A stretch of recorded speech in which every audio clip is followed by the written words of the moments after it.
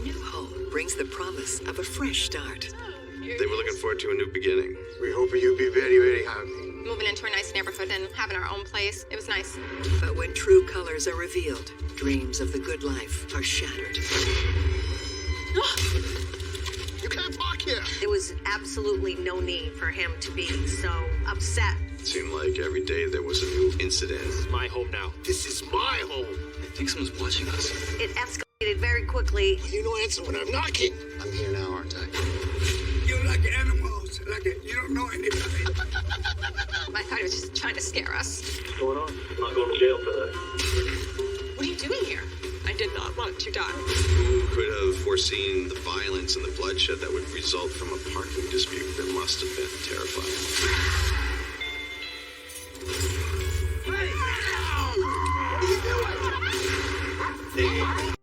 Julie! As simple and as pathetic as you!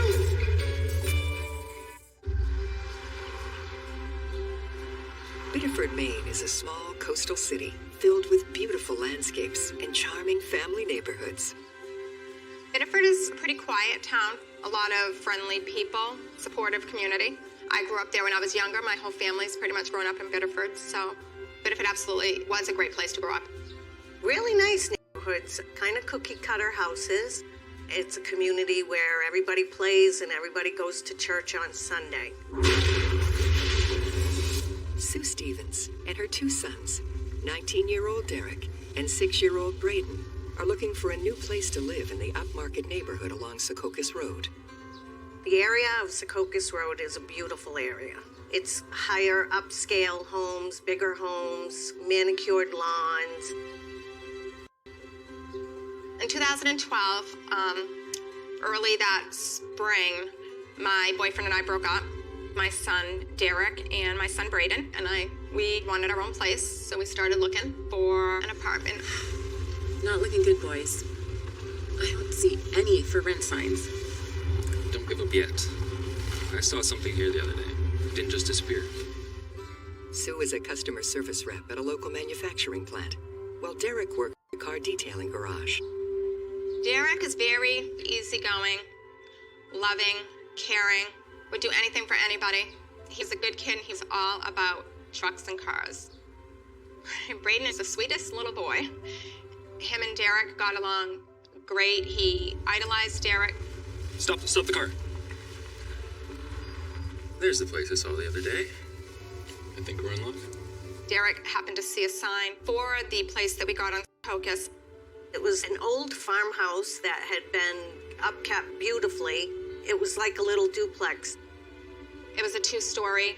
In between the garage and the main house was the apartment. Hello. Hi. Can I help you? Yes, we're here about the place for rent. Sue and the kids meet one of the landlords, Armit Pack. Her husband James isn't home at the moment. Oh, yes. Just follow me to the side. Okay, great.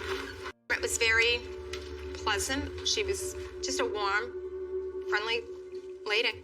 Here it is. It's perfect for a small family. She just asked, what I did for work, asked a little bit about the kids, and told us what the rent was. What's the situation with the garages here? Oh, if you move in, then you get to use one side of the garage. Sweet. Perfect for my baby. Baby. He needs his truck. Oh. It was a 2-car garage. Derek wanted it for auto detailing because he was very much into that. What do you think? It's a little bit small. Do you think we should keep looking? No. I think we can make this work. There wasn't a lot of apartments to look at. It was affordable, it was nice, and Derek wanted it. So if he was happy, I was happy. We'll take it. Yeah? Yeah. Okay. Sue returns the next day to sign the lease and meets the man of the house, James Pack. Hi. Hello. Nice to meet you, Mr. Pack. I'm Sue. Oh, call me James. When I met James, I was working for the Rutland Herald daily newspaper in Vermont. James was a successful mason and landscaper. He was regarded as a hardworking, humble man. He lived the American dream. He rose from rags to riches. He had the respect of everybody that knew him. James worked in Vermont his entire life until he moved to Maine. About a year before he moved to Maine, he sold his business. They were looking forward to moving and starting in a new spot. They were looking forward to a new beginning. This is the rental agreement. Okay. Only 2 adults in the unit, plus you little boy. And only 2 cars in the driveway. My first impressions of James was that he was nice, he was friendly. Looks good. Here you go. Thank you. Here's your deposit. It's a really good feeling when we signed the lease, having our own place and moving into a nice neighborhood. It was nice. Welcome. Thank you so much. We hope you'll be very, very happy. But the warm welcome won't last long. Bye. You can't tell me what I can and can't do. You don't like it?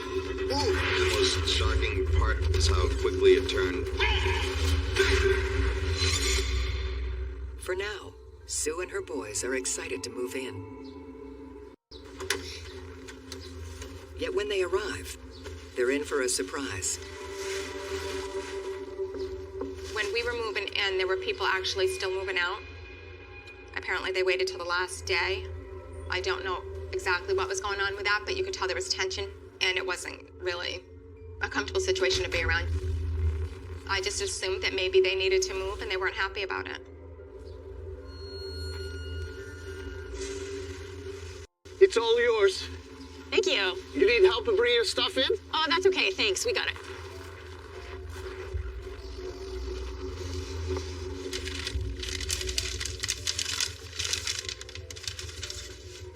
I took the next Monday off to get stuff unpacked and everything, and I was home by myself.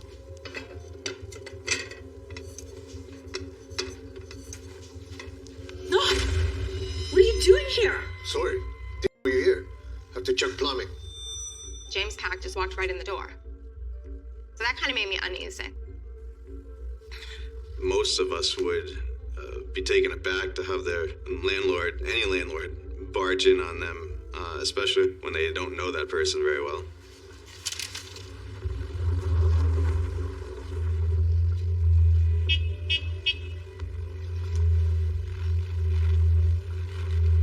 A few days later, James sees a strange vehicle parking in their driveway.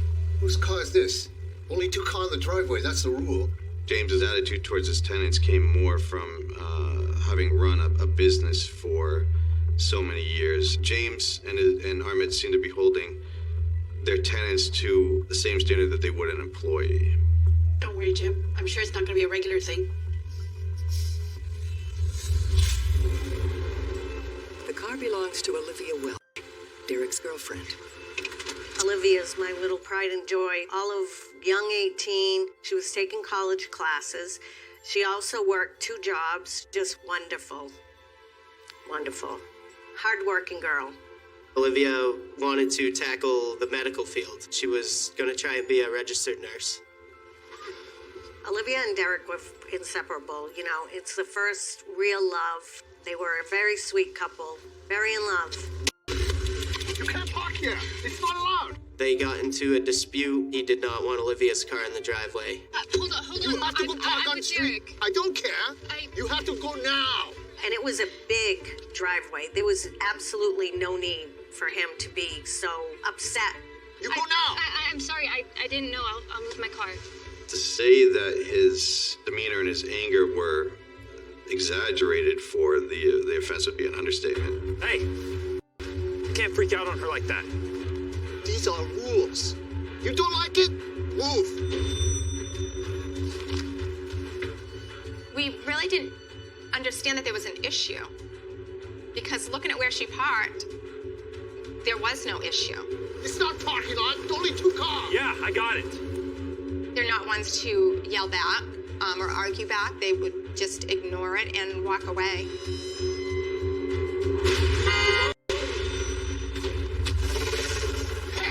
I don't know what, but something snapped. What is wrong with you?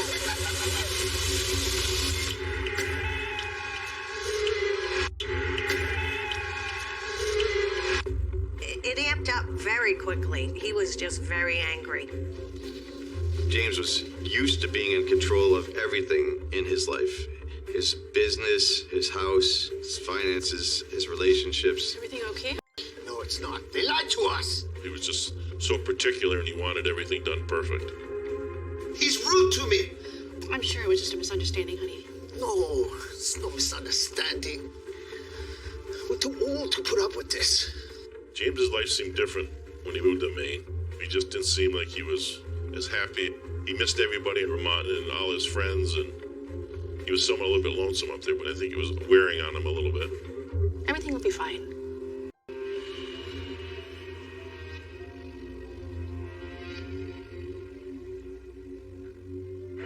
Yet it's not long before there's another showdown in the driveway.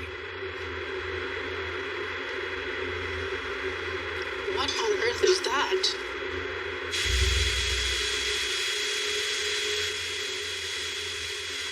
Derek would be messing with his truck daily. He would shine it up, he would wax it, he would wipe the tires. When he got home, that was his baby. Hey! Hey! Whoa, what's going on? You make too much noise. What are you doing here now? Don't you have a job? Yeah, I do. But I got some time off now. Derek had had a couple of weeks off from the car detailing, and Derek would go out, and James would kind of follow him around and complain. You're bothering me and my wife. Want to clean the truck? Take it to a car wash. Derek didn't know what to do. He wasn't going to stop going outside. I'm sure Armit was embarrassed to some degree by her husband's behavior, but she wanted to support her husband, perhaps even if she didn't agree with him. You can't tell me what I can and can't do. This is my home now. No, it's not. This is my home. This is always my home. We are not your guests. We are paying rent. James believed that he should be treated with respect just because of who he was, and all Derek saw was a man who was expecting things that no one else would expect. There are rules to live here. You like the rules, you stay. You don't like the rules, you move. James, calm down. Come inside. I'm sure he got the message. Come on. Yeah, I got the message. Jerk. Well, this guy is constantly attacking me. I don't know what I'm supposed to do next time. I mean, his wife had to separate us. I just tell Derek to just ignore it the best you can. There's not much else you can do. Next time he goes off on you, just walk away. Don't engage with him. Derek, we can't afford to look for another place to live. All right? Yeah.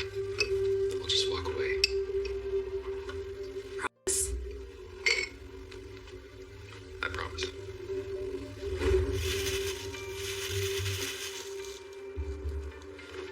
Sue. Armit is different from James because she was much more low-key. She came over and she apologized. I'm really sorry for what happened with my husband and your son yesterday. Jim just has some issues. She says he just, how does she word it? He has too much time on his hands during the day. It's okay. I hope that things will be better between us from now on. I'm sure they will be. Although, maybe you should get your son to work more. You know, like, help pay with the rent. Excuse me? She was telling me that I should have Derek helping me pay and was kind of giving me motherly advice that I really didn't need. I gotta go. Sue and Derek feel their landlords are being overbearing and intrusive. I felt micromanaged a lot, and it made me feel like they were watching us a lot more than we really realized. James Pack feels his new tenants don't respect him or the rules of their rental agreement. To have somebody who was living essentially under his own roof, flaunting the rules of his house, enraged him. I think we should probably clean her off too. My poor baby. You cold. And Olivia's frequent visits keep adding fuel to James' fire. Why is she here again? She's visiting. She's my guest. The rental agreement say only 2 adults in the unit. Now you have 3. He believed that Derek's girlfriend was, in essence, living there and ought to be paying extra rent for the privilege. She stayed a few times overnight, but was not living there. You owe me more money. She stay here. They wanted more money for Olivia being there. And I'm like, why? Why would we need to pay more? We are not paying you anything extra. Come on, guys, let's just go in.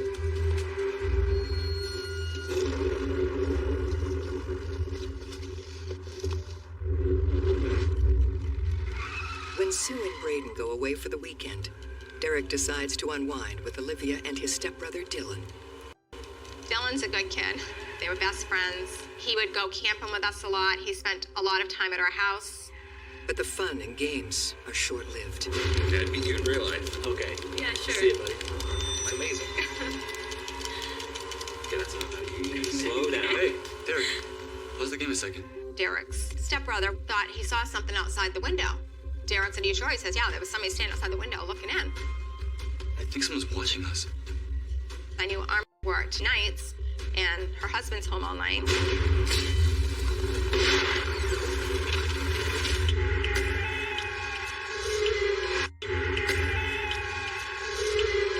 I can't imagine what it was like to live in those two households. They went to investigate and there was nobody there. Whether it was James, I can't say, but it's probably an even money situation. I swear someone was out here. It was James Pack. There was no doubt in my mind. We felt uneasy after that because we felt like we were being watched. On Monday morning, Sue and Braden still haven't returned from their trip, which doesn't sit well with James Pack. Unacceptable. I want you to call her. I came back Monday morning and I had a voicemail on my phone. Hi, Sue. It's Armit Pack. Derek is here and his girlfriend, and there's another boy here at the apartment. But you're not here. We don't really know what's going on. I was mad. I don't need to explain to her where I go for a weekend. Nothing was done wrong. Derek's old enough to stay home alone if he wants to, and if they want to have a boy, as they describe Dylan, sleep over, that's more than okay, too. You're not going to believe the message Mrs. Pack just left for me. They've been checking on who's staying here. It was pretty much confirmed when Armit told me that she knew a boy slept over there. The only way she knew that is somebody's looking in the window. See?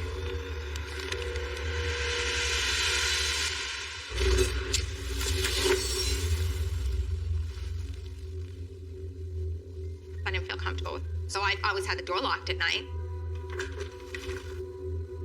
I had woken up to hearing what sounded like a door handle. I thought maybe it was my imagination. And Olivia mentioned that she heard the same thing. Kind of just to have a feeling that somebody was watching.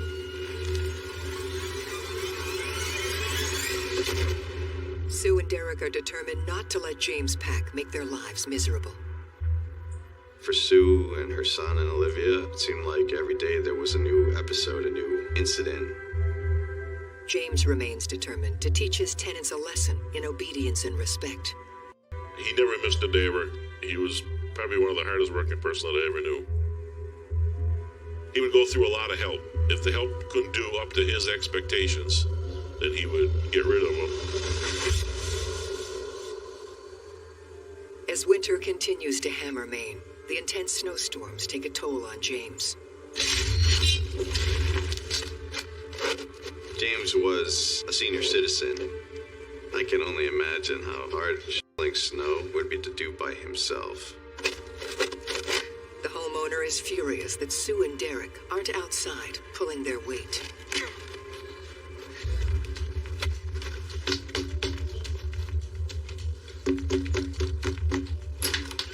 Yeah, there's lots of snow. You have to help clean it. I would just tell Derek to do, if he asks you to do something and it's not out of the question, then just do it. I didn't want to constantly have arguments. Derek will be out in a moment, Mr. It's our responsibility, but it's also our walkway, and when we want to shovel it, that's when we should be shoveling it. Thank you.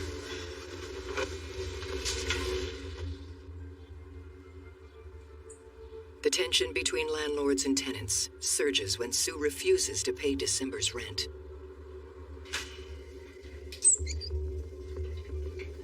You gotta be kidding me. There were some issues in the apartment. Oh, you're not gonna believe this. Derek called me at work one day, and asked who paid for the hot water and the water and the sewer. And I'm like, they do. Why? He says, because the water is not working. The water in the bathroom sink, you could only use hot water, so you couldn't use cold water to brush your teeth. If you ran the washing machine or the dishwasher while you were taking a shower, it would back up in the shower, which was disgusting. And we had mentioned those to them. Nothing ever got fixed. So we decided that until we got things resolved, we weren't going to pay December's rent. Sue, you're several days behind on rent. And we're still having problems with the plumbing. We had decided that we were going to move, but we wanted to wait until spring. We didn't want to move out in the winter. James is not going to be happy about this. James' wife is not wrong. 10 days late with the rent. And why they go for it here again? Calm down, please. You're too soft on them. Either they pay now or she get out. James' state of mind deteriorated rapidly. For Armit, it must have been like living with a powder keg. Let me talk to her again. Want her out. Susan, it's Armit Pack. You haven't paid rent. It's 10 days late. I don't know where you are. She had left messages for Sue and for Derek, but you can hear her husband in the background urging her to say certain things. Can you please get in touch with us? You have to pay. This is ridiculous. I want her out! James is prepared to do whatever it takes to get his way. James owned multiple guns. Some of the people who knew him best didn't even know that James owned a firearm. There was a side of him that was resentful and violent. He was going to snap at some point, no matter what happened.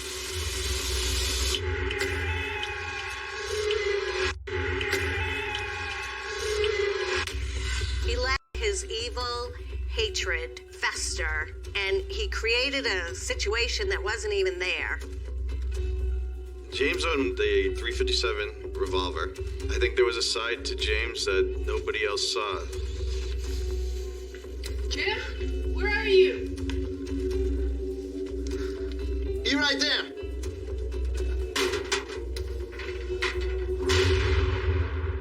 Upon second thought, Sue realizes she won't win this round and waves the white flag. We just paid the rent to make peace because I didn't want to hear the arguing and the yelling. I thought maybe if you could just get your money, you'll be quiet. But for James, the rent isn't good enough.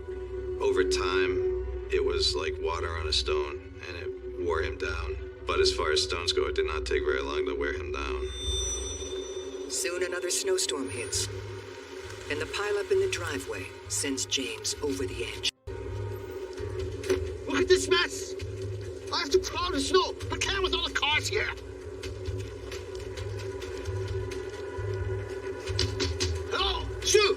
Anyone home? Let me call her. I know they're in there. They're hiding from me. Hello? Sue? They had called one time because of the snow, and yes, the kids should have gotten up and moved the cars so he could plow. So I did call Derek. I had him go move the cars. Why you no answer when I'm knocking? I'm here, aren't I? James.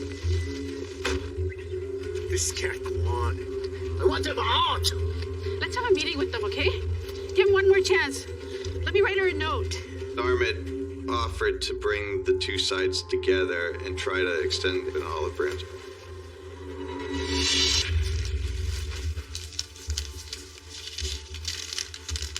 On the day of the 28th of December, they had left a note on the door saying we had to have a mandatory meeting for the next morning with Olivia, Derek, and I. Unfortunately, Sue and her family can't make the meeting. I had plans with Braden. Derek and Olivia both had to work. If the meeting between the landlords and the tenants had taken place, maybe everything would have worked out. So when I left the next morning, I left a note on the door letting them know that we have already made plans. And that's what I think started the whole train of events from that day. On this particular night, it was blustery snowstorm. The plows could barely keep up with the snow that night. I got home with Braden. We brought the groceries in. Olivia got home after us. I know Mr. Pack doesn't like me parking here, but there's too much snow on the street and I don't want to get towed. The town of Biddeford has an ordinance against curbside parking during snowstorms to allow for plowing. There was a parking ban, and I told her to park behind me. There was no reason for her not to. Don't worry, it's fine. Derek will be home soon. When James sees Olivia's car in the driveway yet again, he snaps. Her car here again. We told him only 2 cars in the driveway. She parked here again. Derek's arrival only intensifies James' anger.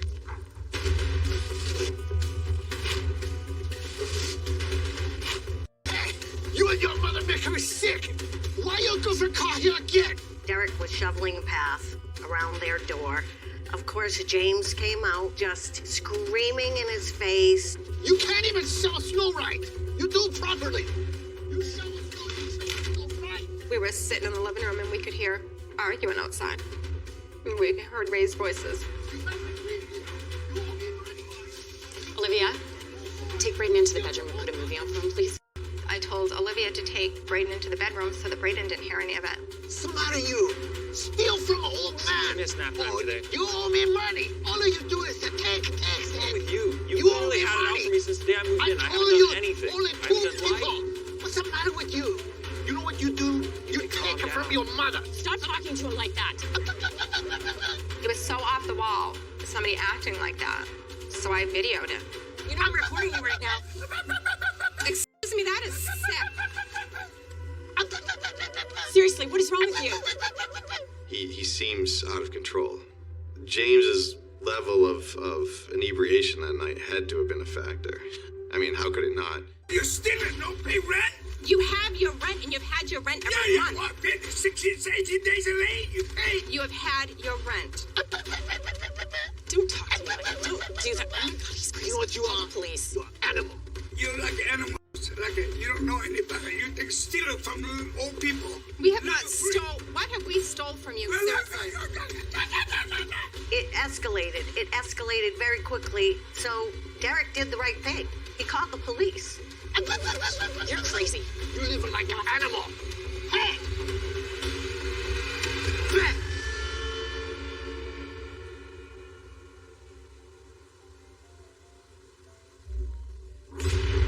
Minutes later, police arrive and speak with Derek first. What's going on? I was out here shoveling the walkway, and he come out screaming at me. And then he got directly in my face, said, hit me. I said, I'm not hitting you. I'm not going to jail for this. You have had your rent. We showed him the videos on the phones, told him what happened. Do you feel threatened by Mr. Pack? No, I don't. A 19-year-old boy, head of the household, with a 6-year-old child and his mother. Of course he said, no, I'm not afraid. He was afraid. Disengage. Okay?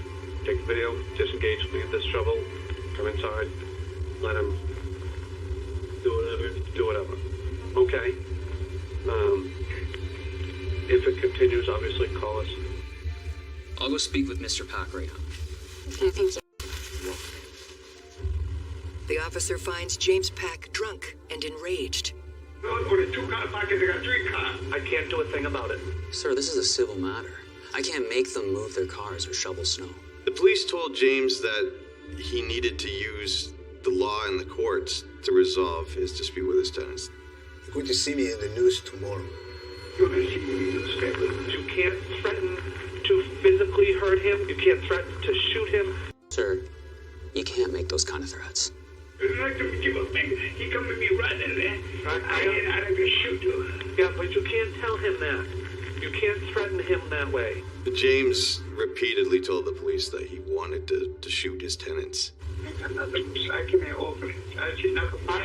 do have a lot to lose, sir. You have this house, you have your wife, you have your vehicles. Just ignore them. Don't let it get to you. There's nothing more I can do.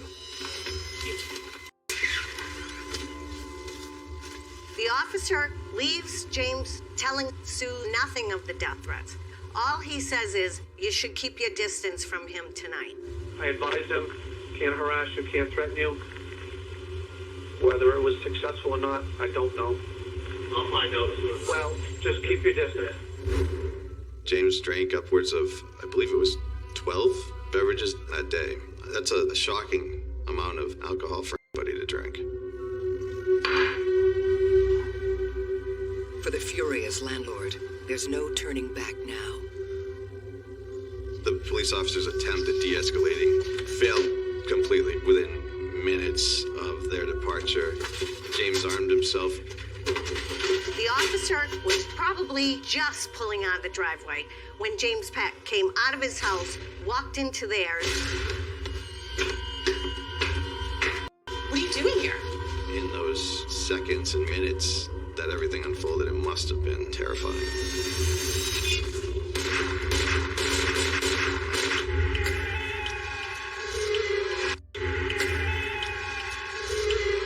When someone gets that angry and is that intoxicated, you gotta make sure they don't have a gun or a weapon. We were in the living room taking Christmas tree decorations down. Braden was still laying in the bedroom watching a movie. James walked in, and we kind of just looked at each other like, what the heck's going on? What are you doing here? I'm going to shoot you. I didn't believe him. I thought he was just trying to scare us. And he took the gun out. I got shot in the back. And I think I fell into the wall and then onto the floor. And I got a shot in the arm, and that was like, it just went in and out.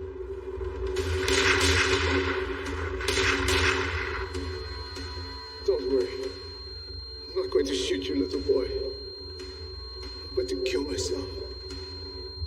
After he shot me, I lay there and I didn't move. I kept my eyes closed and I pretended I was dead until I heard the door close and then it was quiet.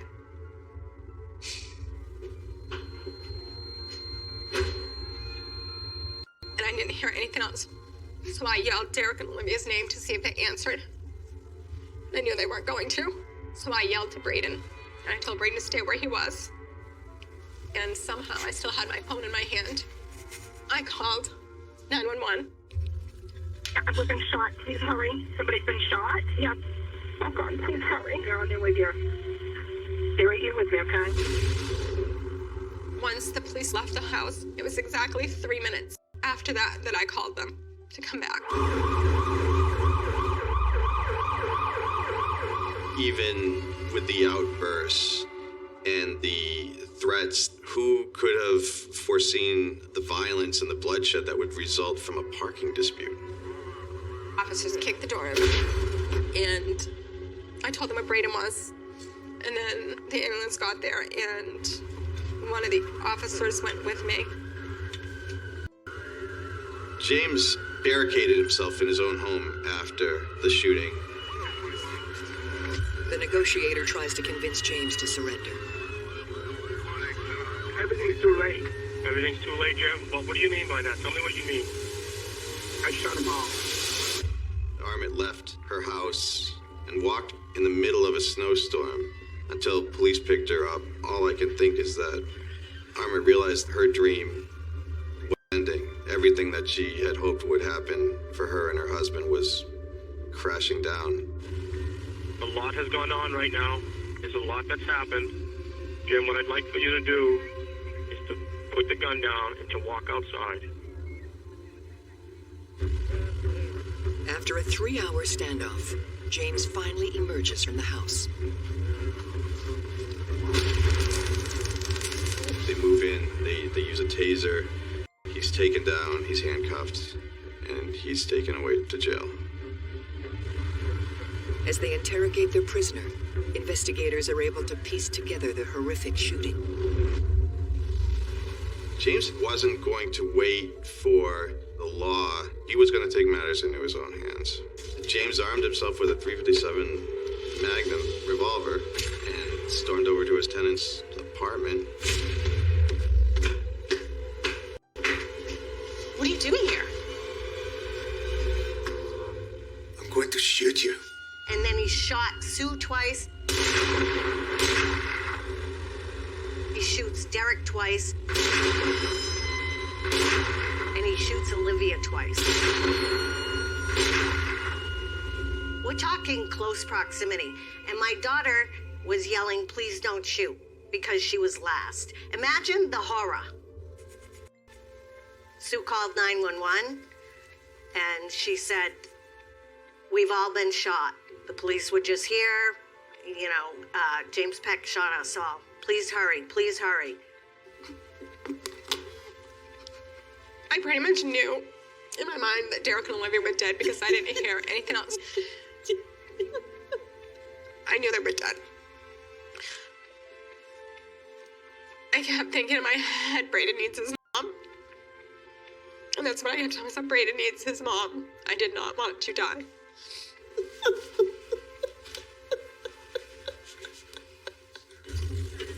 Emergency surgery saves Sue's life. I had 2 chest tubes in for my lung. They came in like 3 times a day to take x-rays. The day that I left the hospital was to go straight to the funeral home for Derek's wake. And then the following day was his funeral. I was in there for Olivia's, so I could not go to Olivia's. This was the last person that should have suffered in such a fatal way. Didn't feel real for this to happen to someone as beautiful as Olivia. My daughter was murdered. It's just not fair. It doesn't even make sense. James Pack is charged with 2 counts of murder and 1 count of attempted murder. He pleads not guilty by reason of insanity. He changed his plea to guilty about a week before I think the trial was supposed to start because they found that he was competent to stand trial. He ended up getting life sentences, consecutive life sentence for both murders and 30 years for attempted murder, which was the max. He got the max for everything. I kind of thought like I would be relieved after and that I would feel better, but I didn't. It didn't change anything.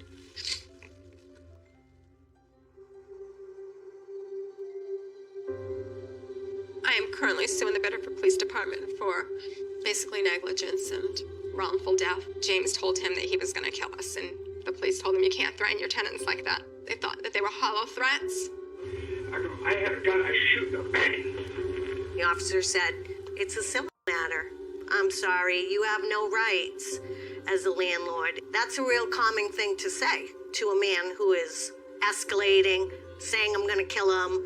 Never asked him, do you have a gun? It's complete negligence on the police's part. Complete. I want a jury to tell them what they did wrong. And I want that for Derek and Olivia. The community along Secaucus Road is left shattered by the shocking crime. There's only 2 things in life that will change you forever, and it's love and grief. And so we're all changed. We're not the same people. The whole community has changed. Armit Pack lost her husband to prison, but has stood by him throughout. Armit was in the courtroom for all of the hearings. She sat as close as she could to where James was sitting, and they would talk to each other. Sue and Brayden have moved on with their lives as best they can. Brayden was scared. Brayden was scared at nighttime. He didn't like any noises. He would lay there and he would tell me how much he missed Derek, and he would cry. Olivia was really a wonderful girl. I want people to remember her for that. Her smile. Great friend, great daughter. This is what's left of my baby girl. I don't want this to happen to anybody else.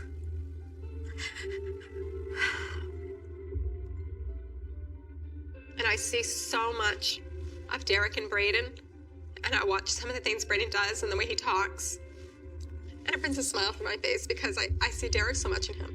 I think about him every day. I think about him all day long. And there's always something missing. Every event that we have, every holiday, everything, we will never have another perfect one because there's always something missing. And I just don't want people to forget him.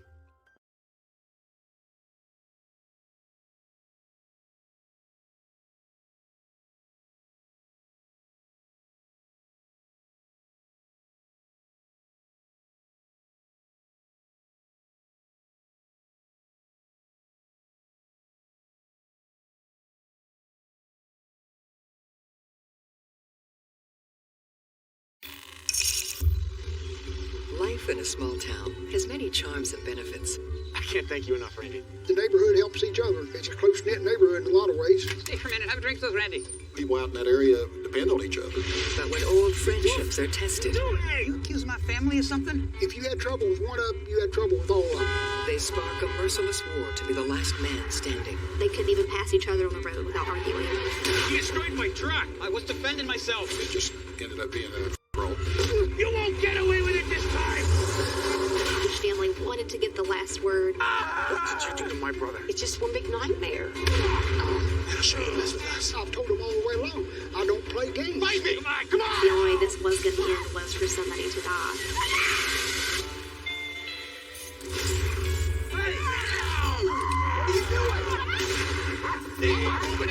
Julie!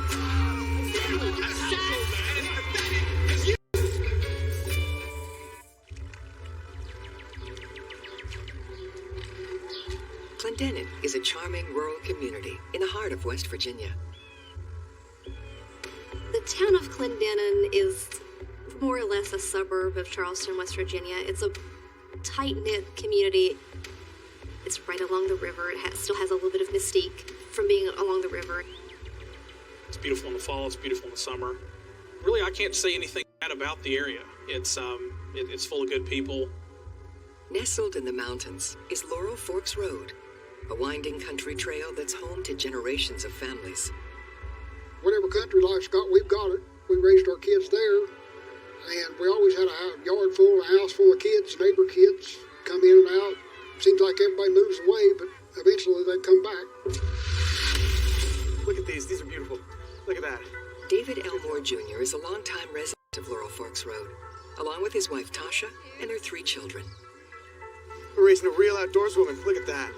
David Elmore Jr. grew up in Clinton with his family, and then when David Elmore Jr. got married, that's where they stayed, and that's where he and Tasha had their kids and raised their family. Look at these. Huh? Several generations of Elmores share the same plot of land, including David's brother Joseph, grandfather John, and his father, David Sr.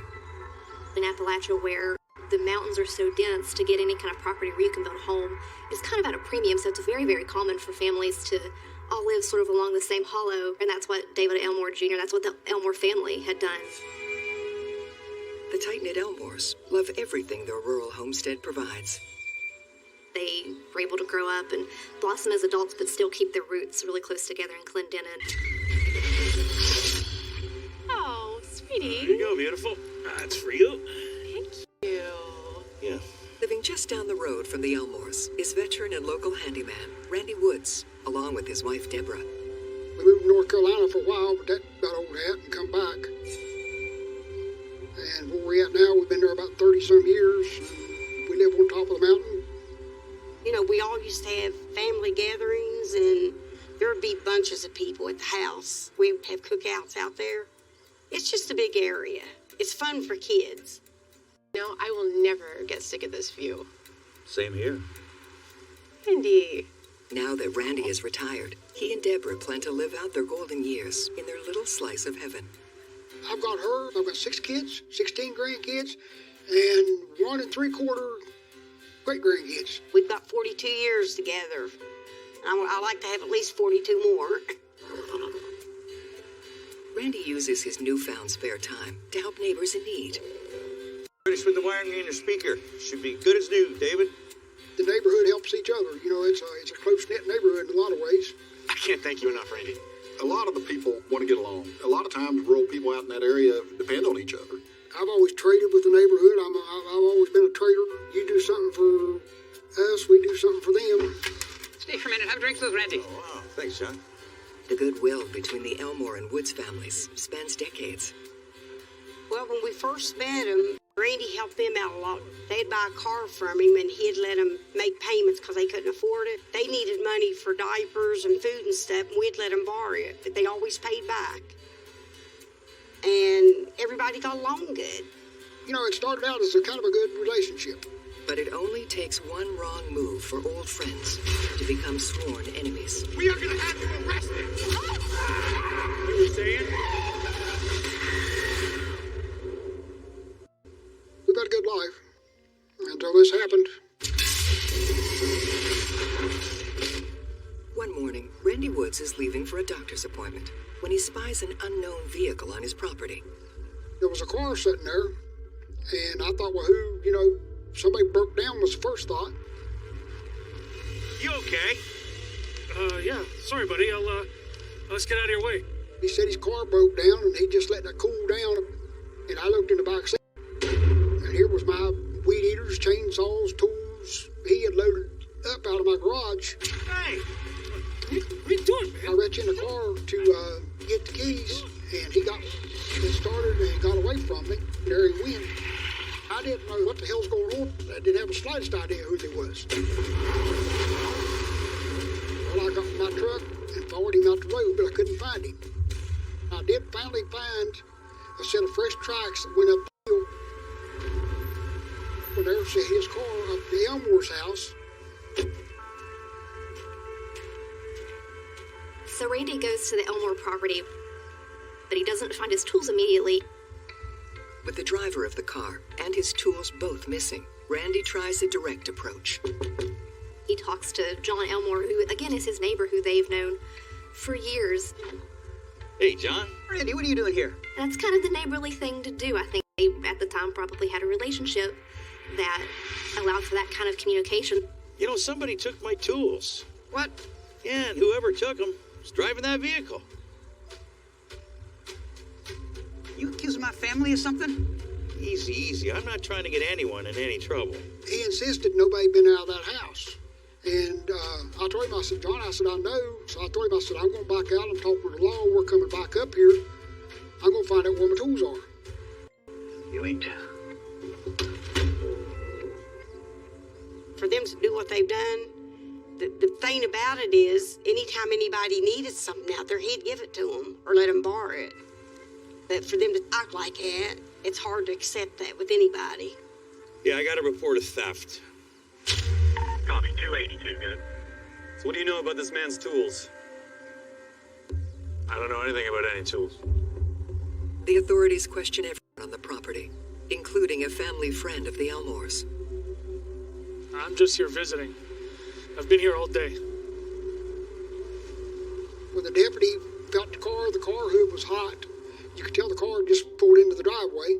He asked them who was driving the car, and they wouldn't say. I don't got to tell you anything, okay? Nobody does. And he more or less kind of laid down his rules about what was going to happen if somebody didn't say where my tools was. Somebody's spending the night in jail. Is that what you want? Officer, I just want my tools back. You sure about that? Cops gave him a choice. You either, press charges or, this, that. Randy said, I'd rather have my tools. It's mighty generous of him. And after a little bit of a word around about it, he told us, he said, well, the tools are around the hill right there. And he took us around and showed them. He carried them all around there and hid them under a brush pile. So he started carrying it back and putting it in my truck. Randy stays true to his word. He doesn't press charges and considers the matter settled. Because that's sort of the neighborly thing to do, right? I mean, this is a sort of dumb young mistake. That's the last of them. Randy was happy to have his tools back, but that wasn't a settled issue, it turns out. They was really mad. They all throwed a fit over Randy having the police up there. I think it's just human nature that people don't like to have law enforcement called on them for whatever the situation may be. It's something that, especially when you get in the more rural areas, that people have a tendency to not really want to have law enforcement unless it's something that's, in their eyes, very important. Who does Randy think he is? The Elmore family bands together in response to Randy's provocation. Not how we do things here. Once you bring the law into their yard, the retaliation's gonna keep on going. It wouldn't be over. He should know what he's done. If you had trouble with one of them, you had trouble with all of them. They run in a pack. Randy thought all of this was settled. It was not settled for David Elmore Jr. by a long shot. Days later, when Randy is driving along Laurel Forks Road, David Elmore Jr. sees an opportunity for revenge. David come up behind me, blowing the horn, and right on my bumper. What the? He sees Randy Woods on their road. He just wants to make his message clear, I suppose. They made our life miserable after the first incident. It just escalated. It just kept getting worse and worse.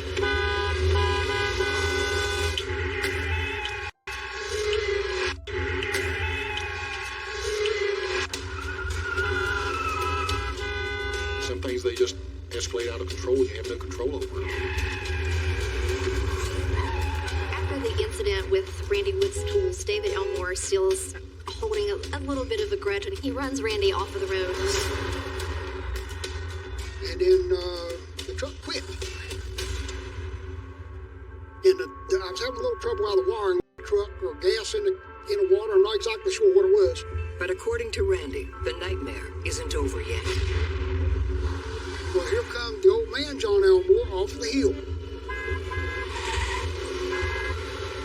He rammed the front of my truck and started just ramming my bumper. When I finally got out of the truck, I got up and I went to my neighbor's house. I went in and called the law. Copy your 1041 en route to Laurel Fork, 1350. Again, the Kanawha County Sheriff's Department responds to the scene. Arrest him, officer! He destroyed my truck! They get statements from each side, and this is where also in the feud that it becomes apparent that there certainly are two sides to this story. While Randy claims he was attacked, John Elmore provides a different version of events. I was defending myself. John Elmore indicated that he felt that Mr. Wood was going to try to hit his vehicle, to Randy. Mr. Wood would speed up, slow down, speed up, slow down. And he was blowing the horn, trying to get him to move, out of the way. At which point he struck Mr. Wood's vehicle. Arrest him, officer. He's the one who started it. All right, gentlemen, calm down. Mr. Woods, do you have any proof that your neighbor started this conflict? Proof? I saw it with my own eyes. The law wouldn't do nothing about it. It was just tough luck. I'm sorry, gentlemen, but without any proof, there's nothing I can do. They made me out to be some nut on the hill. They would take a story and reverse it. To me, he's supposed to have been doing what they done, and they were the poor, defenseless people on the mountain. We did everything we can. There's not much more we can do. But it was difficult for our deputies on many occasions to get the information that we needed. The feud between the neighbors is intensifying, yet authorities' hands are tied. The Elmores don't want to be messed with anymore. They don't want the attention of law enforcement on them. They want it all on Randy. And a furious Randy believes the Elmores have gotten away with another attack on his property. They didn't have nothing no better to do than to just cause trouble. But as time went on, it just kept escalating. Each incident got a little worse. Before long, even Randy's weekly routine adds fuel to the fire. See ya, hon. Just go for water. Okay, hon, bye. For them to drill a well to get water would be very expensive. So Randy, I do know, quite often would haul water from the nearest city water tap. If you have to haul in your water, you have to go a few miles out the road. The roads in that area, they are narrow with small shoulders also. So a lot of places on that road, if you do meet oncoming traffic, one or the other will have to pull over and let the other one pass by. We live on a little country road. Some people's driveways are wider than our road. Where we live at, I got to pass the Elmore's house in order to go get water. The tight road repeatedly forces the two families into a face-off. What are you doing? Move aside, old man! Ah, come on. Get out of the way. There was no goodwill. They couldn't even pass each other on the road without stopping, and at least arguing.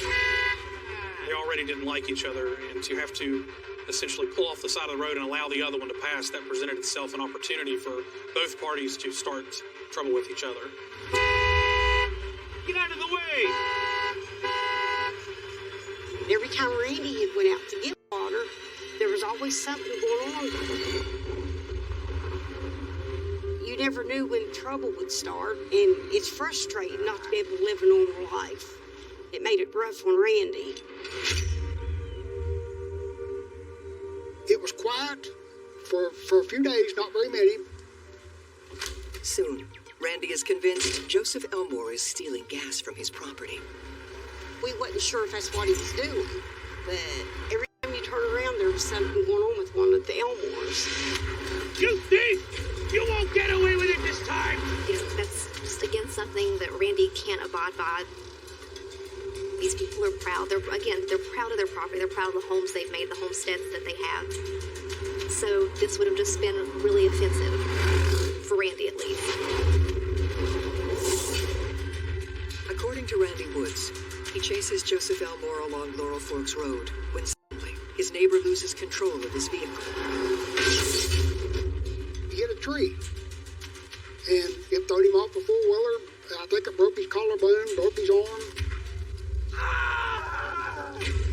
And this causes the first real substantial physical injury in this feud. David and Tasha Elmore drive up and see Joseph laying in the ditch. Oh my God, Joseph!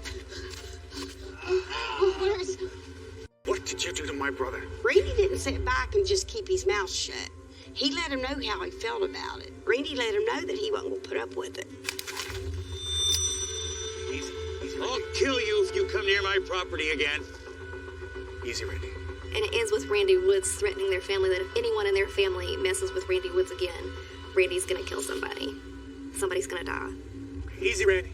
Okay, we don't want any trouble. I reached around, got the gun, brought it around. It was like Moses parted the water. Everybody got in their car and went home. But the Elmores aren't going to let Joseph's injuries go unpunished. They are a very close family. They stick up for each other and stick together. Well, a little bit later, here come the law. And they want to know what went on and why I rammed him into the tree. It was an accident. That's not true. He's lying. Go on, sir. Every time Kanawha Sheriff's Office respond, there's been some kind of big incident, and there's two sides to the story, and it's hard for them to find the truth. The Elmore side of the story was that Randy had actually struck him, and that's what caused him to lose control and was later injured. He's lying. Randy wasn't even near him. He was going so fast that he ran in and hit a tree. Getting real tired of coming down here every couple days. Eventually, the law enforcement officers end up being at their wits' end. Unless anyone's got proof, there's really nothing I can do. When the officer turns to leave, David makes a shocking statement. You want proof? We've got proof. We saw the whole thing. That's impossible. David Elmore told the law that he seen it happen. There was no way he seen it happen. It had been in two places at the same time, and it wasn't possible. I didn't ram him into the tree. Come with me, sir. You're under arrest. What? Come on. Randy was arrested and eventually did spend some time in jail. You're liars. I'm an innocent man. Because he was the one that produced a firearm and threatened Mr. Elmore. He was charged with wanton endangerment. He was allowed to plead guilty to brandishing at that time. The Elmores are thrilled to have the law on their side. And at the time, the Elmores actually felt relieved because they thought, we're finally getting ourselves rid of what we feel like is a problem, but that's not what happens. After 10 days, Randy is released from jail and returns home enraged. Only thing he did to them was run his mouth. But any man would in their right mind. But he never laid a hand on them. Laurel Forks Road is once again the setting of confrontation when David Jr. and Joseph head out for a drive. They were surprised whenever they saw Randy again, just less than 2 weeks after the incident. What is he doing? That is mine. Go around if you're gonna... I wasn't going to stand by quietly and let them do what they wanted to. I'm going to come after you. That's the story. By this time, the Elmores and the Woods saw this relationship they had as a war. There's one where that came from. He threatened to kill the whole family at one point. You were saying?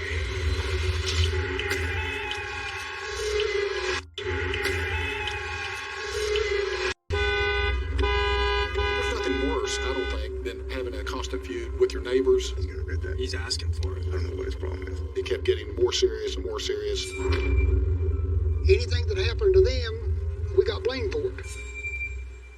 The Woods are really frustrated, and they're trying to do anything they can think of to get the results they want. Randy was harassed more than any man should ever be.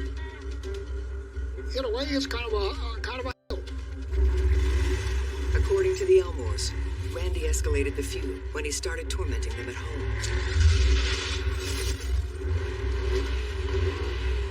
The Elmores say that their experience was that Randy Woods would run the road on his ATV constantly. I can't hear myself think. I know.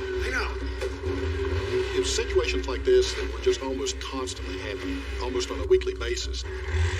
We are going to have you arrested. They had a lot of family up there that was impacted by this. So in this case, the Elmores had to resort to calling the police. You understand that we're a small department, right? You can't call us every time your neighbor makes some noise. Law enforcement just has to keep coming out there. But even the police at this point start to get frustrated, just because it does feel to them like maybe they in some way are being used as a weapon. But he's doing it on purpose. They're liars. The Elmores would make certain allegations, and Mr. Wood would have his own version of it, a different version of it. One person's word basically against another. Next time, get some proof, or I will be forced to charge you with false reporting. You got that? We kept trying to get people to calm down. You try to help people. You give them the best advice you can, and quite often they don't take your advice, and it just keeps escalating and escalating. And unfortunately, that happened in this case.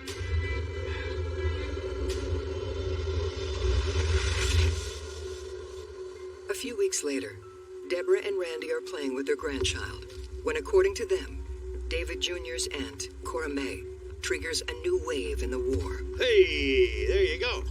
Something that's kind of common along these country roads where there's not a ton of traffic is the kids tend to get out into the roads, and kids will be kids.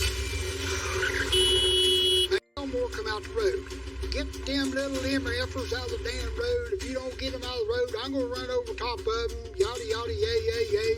That's my grandchild. Leave my family out of it. If you want me, come at me. But you go mess with my family, you're messing with something that's going to get you hurt. I don't care. Randy races off to give Cora May a piece of his mind.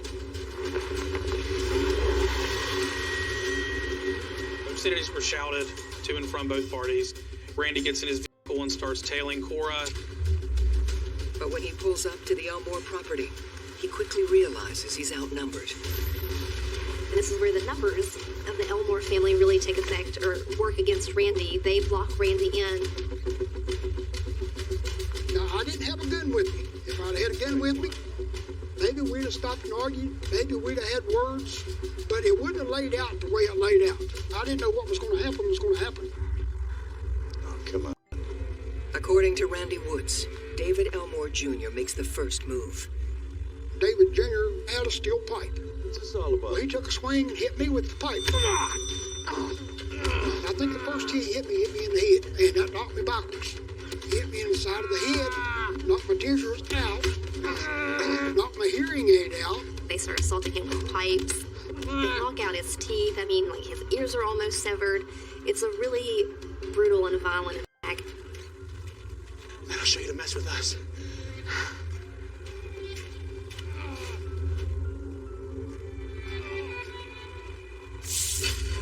Through sheer force of will, Randy makes it back to his vehicle. So even though he's battered and beaten and bloodied, Randy Woods is still able to make it home. This one? That's right. This is what happens. This is me. Turn around. When I looked at him, he was barely walking. I don't know how the man even drove home. His clothes, he was drenched in blood. I've never seen anybody look as bad as him. When I'm minding my own business again, not bothering nobody, not doing nothing again. Thank you. They beat me and left me for dead. My wife called the law. Told them what happened. Copy 61-111 at 1327. And again, the Kanawha Sheriff's Office responds. They talk to Randy Woods, they talk to the Elmores, and they're, again, two different sides of the same story. Is that how it went down? He's crazy, officer. No. This is how it really happened. David Jr. explains that the Elmores were simply acting in self-defense. Cora Elmore was driving on the road, and Randy then got into a vehicle and chased Cora. So Randy goes to the Elmore property, and then the Elmores sort of rally. Look around, buddy. You're outnumbered. And Randy goes and grabs a large rock, throws it at David Elmore, and hits him, bruises him, and then a brawl ensues. David Elmore had obtained a pipe and started to hit Randy with it. Even though Randy claims he's the only victim, David Jr.'s family corroborates his story. Not again! This isn't right! What are you doing? So this time, both men are taken into custody. No, this isn't right. By throwing that rock, Randy took a verbal situation and turned it into a physical situation, which is why he was criminally charged in that. But due to the amount of injuries that Randy sustained in that, David Elmore was also charged. Hey! No! David Jr. is released on bond, while Randy faces another 10 days in jail. For the Woods family, it's a humiliating defeat. And again, he's called the police on the Elmores, and again, he was arrested. He starts to get frustrated because he just wants the police to help him not have to deal with the Elmores, basically, and just stop the trouble. For him to have went to jail is what made me the maddest. Because he shouldn't have went to jail for something they did. I couldn't get him out of jail for 10 days. He laid there with his head busted. I was scared to death he was going to get an infection and die on me. When Randy returns home, he prepares to take matters into his own hands. As soon as he was out, then it started again. And it was just ongoing, back and forth. The law wasn't going to do nothing. We just always wind up being the bad people. They just beat the hell out of me. Something's going to happen this time. This time they went too far. The next time Randy encounters David Jr. and Tasha Elmore on Laurel Forks Road, what's your game, Woods? He plans on scaring them straight. Randy then produced a weapon, fired a shot from that weapon. I think they did in their own way. Each family wanted this to end, that they wanted to get the last word. When I get started, I'm not going to quit till one of us is laying on the ground. That's plain and simple. That I've told them all the way along. I don't play games.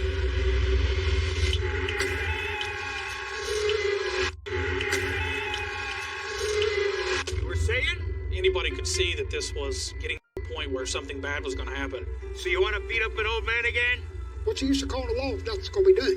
I got tired of it. I dealt with it myself, and that was sort of my mistake, but it was the only thing we could do. Screw this.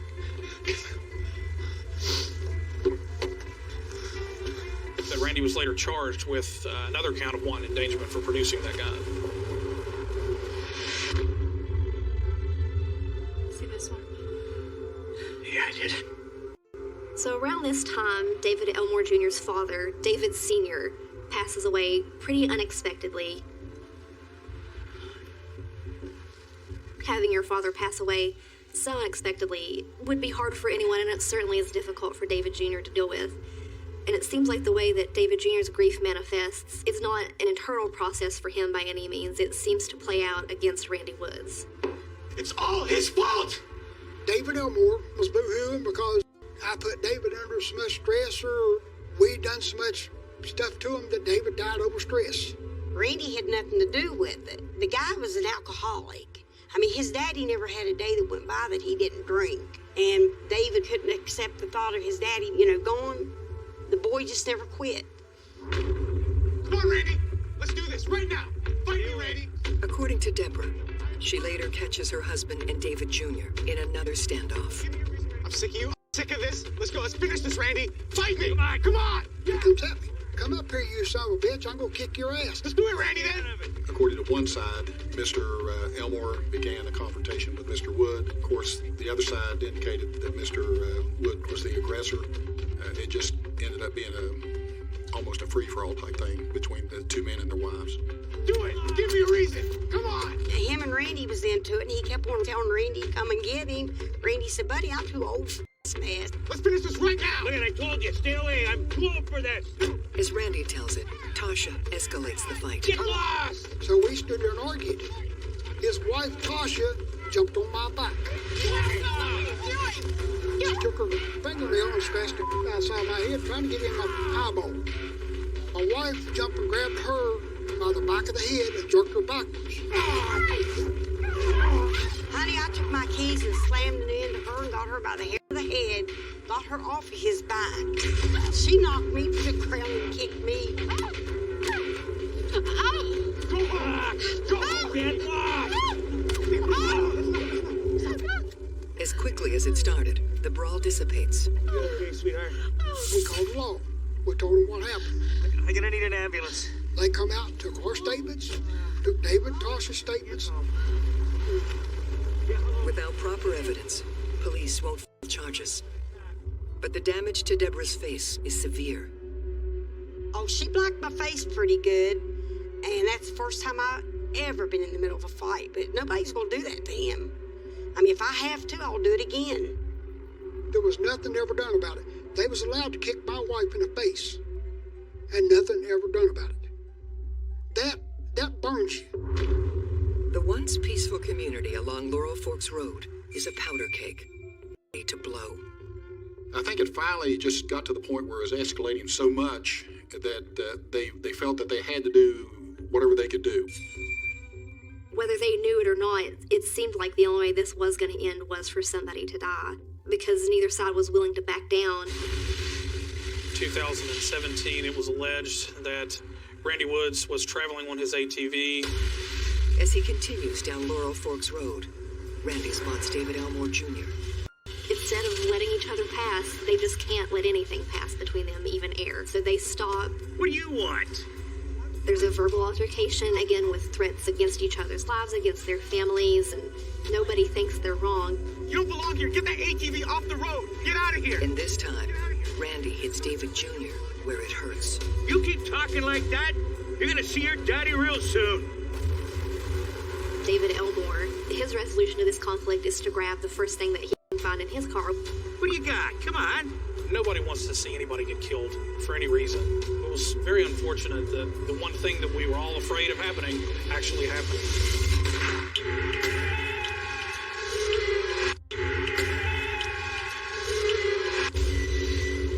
I couldn't get myself to believe this all happened. It was like I just went numb.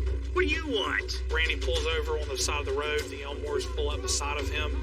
And, of course, as it always does, a verbal argument starts between the two parties. You're gonna meet your daddy real soon. At that point, David pulls out a can of wasp killer. I knew what was coming. He sprayed me in the eyes with bug spray. Like that? I said, oh, hell no, to myself or to them too, and I defended myself. I rushed out and got the gun. I brought the gun around. But David Jr. strikes again with the bug spray. So they got him again. They had him trapped where he couldn't move. When he sprayed me the second time, I told the truth. I heard screaming, and I figured this is in my brain thinking, I got somebody. I just hit somebody. I didn't know how, what, when, where. I didn't know what was coming. My thought was get the hell out of there. I shot the gas to the four-wheeler. I went in the house. I was wiping my eyes, my face off. I called 911. 911. I believe I just shot somebody. Okay, you just shot somebody? Well, they attacked me. I had a pistol and I pulled the trigger. And they were screaming when I left. So I don't know what I done to who, but I'm not staying out there and get the hell beat out of me. He has shot someone and he thinks he might have killed him, but at this point he doesn't know. Minutes later, officers descend on the Woods property, and the horrific shooting begins to unravel. Randy got hit with the wasp and hornet spray. At that point, Randy takes that pistol, fires a shot in the direction of the truck. According to Randy, he can't see. But as he fires a shot, it goes through Cora's left forearm and then enters and exits her forearm, travels through, and then also strikes Mr. Elmore in the chest. David? After the shooting occurred, Randy flees the scene. And then Tasha gets out, and once she realizes what has happened, she climbs into the front seat and tries to put pressure on David Elmore's wounds. Don't do this to me, okay? Stay with me. Call somebody, do something! ultimately he succumbed to his injuries and died. That was a fatal gunshot wound that he had.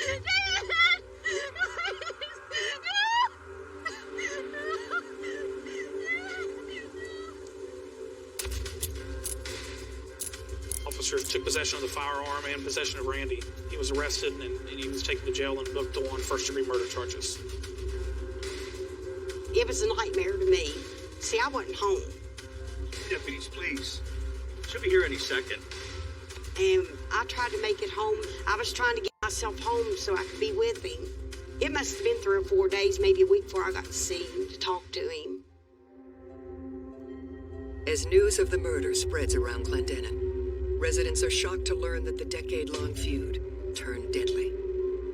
They started off as verbal disagreements. It progressed to physical stuff. Then it progressed to weapons. We did everything that we could to stop this from happening, to stop this from progressing, and it simply didn't. When something like this happens, which is very unusual, because it is a rural area, it's talked about and thought about for years to come. On March 28, 2019, almost 2 years after the shooting, Randy Woods goes on trial. Randy Woods eventually pled guilty to voluntary manslaughter, and that is an intentional killing, but it doesn't have the malice or the premeditation. He didn't go out there to shoot him on purpose. You know, it was a bad accident. It's just one big nightmare. In the end, Randy takes a plea deal and is sentenced to 5 years in prison. The reporter who ended up to go cover Randy Woods' arraignment said that she couldn't believe that Randy Woods would kill anybody because to her he looked just like, you know, somebody's old grandpa. And of course he is somebody's grandpa, but he's somebody's grandpa who shot and killed someone. Either one of them wouldn't have stopped in the road and kept going. If the Elmores wouldn't have stopped, or if Randy wouldn't have stopped, then they would have just kept going their ways, going back to their homes, and this would never occurred. It was self-defense, 100%. And there was nothing I could do, nothing else I could say. And God above knows I never intended to start that day out to shoot nobody. The Elmore family is left devastated by the loss of David Jr. It was different. I feel sorry for his kids because they grew up without a daddy. No matter what he was or who he was, that was daddy. I hate that it happened, but I didn't do it. They done it. It's quiet out there on the hill right now. May moved away. Tasha and her kids all moved to Florida. There's only a third of them up there now, and there was probably 5 families. But it's heartbreaking. While incarcerated, Randy's health quickly deteriorates. He's released from prison after 2.5 years and returns to his property on Laurel Forks Road, where he and Deborah still live today. By the time Randy Woods reached a plea deal and was sentenced, he'd spent enough time in jail that he got credit for time served, and he only ended up spending 1 more year in the state's custody before he was released. Over time, normalcy returns to the winding mountain trail. I don't know how many years God's left us on this earth, but we're going to enjoy them, and they ain't going to put us down for it. I'm not going to spend the rest of my life in misery because I pulled the trigger. But for the community of Clendenin, the tragedy is hard to forget. When something serious like this happens, it affects everybody. Everybody's upset. Everybody knows, one person or another. Law enforcement get to know these people, and we're human too. We don't want anybody hurt. Yes, this was a murder. A tragedy certainly happened here, but nobody's hands were completely clean. There was no goodwill or good faith between these families.